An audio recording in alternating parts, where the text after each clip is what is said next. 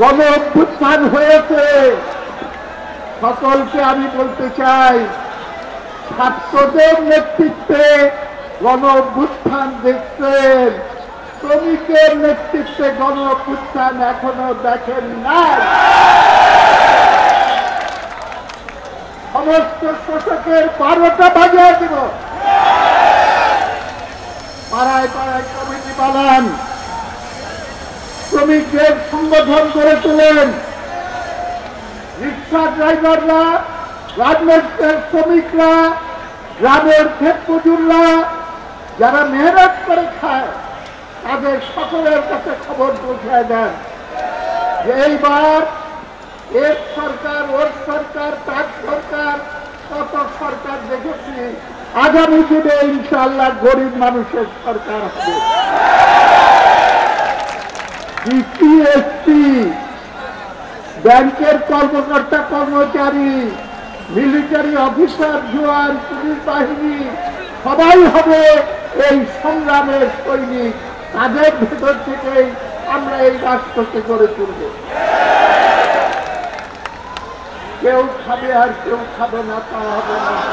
আপনারা শুনেছেন, এইটাই হলো বৈষম্যের বিরুদ্ধে যদি কেউ থাকতে চায়, তাহলে পরে তাকে আন্দোলনটা সেই জায়গায় নিয়ে যেতে হবে। হাইকোর্টের খবর আপনারা শুনছেন। খালি আমি একটা কথা বলবো, বাঙ্গালকে হাইকোর্ট দেখানোর চেষ্টা করা হলে আগুন জ্বলে উঠবে। লড়াই চালাইতে থাকেন, আইন সিদ্ধভাবে আমরা লড়াই করতেছি। সেই লড়াই আগায় নিয়ে ইনশাআল্লাহ আমাদের বিজয় আমরা ছিনিয়ে আনতে সক্ষম হব। আমি ইউনুস সাহেবকে বলতে চাই, এই সরকারের উদ্দেশ্যে বলতে চাই, আপনারা নিশ্চয়ই খবরাখবর রাখেন দেশে। কেউ কেউ বলতেছে ইলেকশন হবে, আগে সংস্কার হবে, তারপরে ইলেকশন হবে।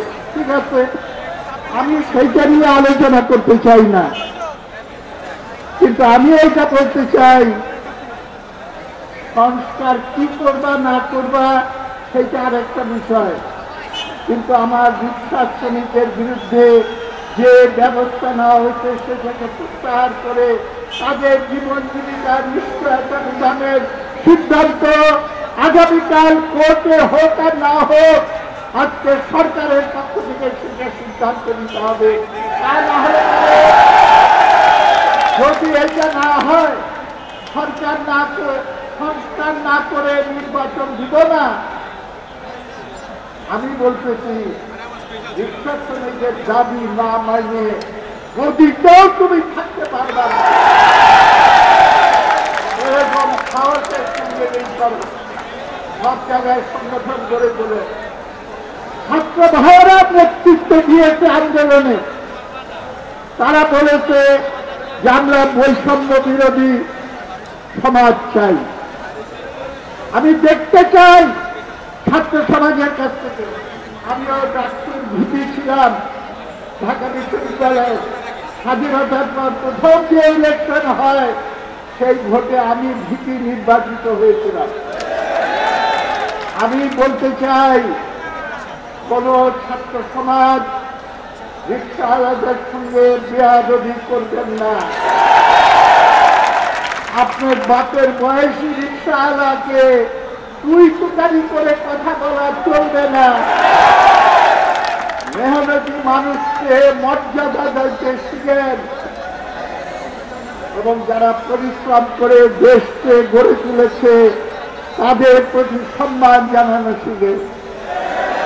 ভুলে যাবেন না, এই গণ অভ্যুত্থান একজন লোকের তৈরি না, এইটা হলো সমস্ত ছাত্র জনতার গণ অভ্যুত্থান। এখানে সেখানে রিক্সাওয়ালার রক্ত আছে, গার্মেন্ট শ্রমিকের রক্ত আছে। তাদেরকে বঞ্চিত করে বৈষম্য বিরোধী স্লোগানের কথা বলে আপনারা এখানে মধ্যবিত্ত শ্রেণীর বুদ্ধিজীবীদের রাজত্ব কায়েম করলে বৈষম্য দূর হবে না।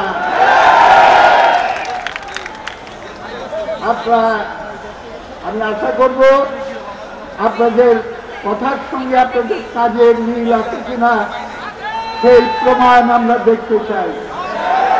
আগামীকাল থেকে যেমন নাকি হাসিনা সরকারের অন্যায়ের বিরুদ্ধে আমরা প্রতিবাদ করেছি, আপনারা প্রতিবাদ করেছেন, ছাত্র নেতারা প্রতিবাদ করেছেন, আন্দোলন করেছেন। কোন ছাত্র যদি আমার রিকশাওয়ালার প্রতি অবিচার করে, যেইভাবে আমরা হাসিনার গুন্ডা বাহিনীকে আমরা নিবৃত করেছি, একইভাবে তাদেরকেও বিরত রাখার জন্য আসলে আমাদের একসঙ্গে দাঁড়াইতে হবে। শ্রমিকের সঙ্গে ছাত্ররা যদি এক হয়ে দাঁড়ায়, তাহলে পরে কেউ আমাদের বিজয় ঠেকায় রাখতে পারবে না। আপনাদের এই সংগ্রামে আমি আজকে থেকে না, এই বহুদিন ধরেই এই সংগ্রামে আছি, এখন বয়স হয়ে গেছে, তাও এইটা জানিয়ে রাখেন, যতদিন প্রাণ আছে আপনাদের সংগ্রামের সঙ্গে থাকবো, সামনে থাকবো। এইটা বিজয় আপনাদের সবাইকে সালাম জানাই আমার বক্তব্য এখানেই শেষ করছি। আসসালামু আলাইকুম।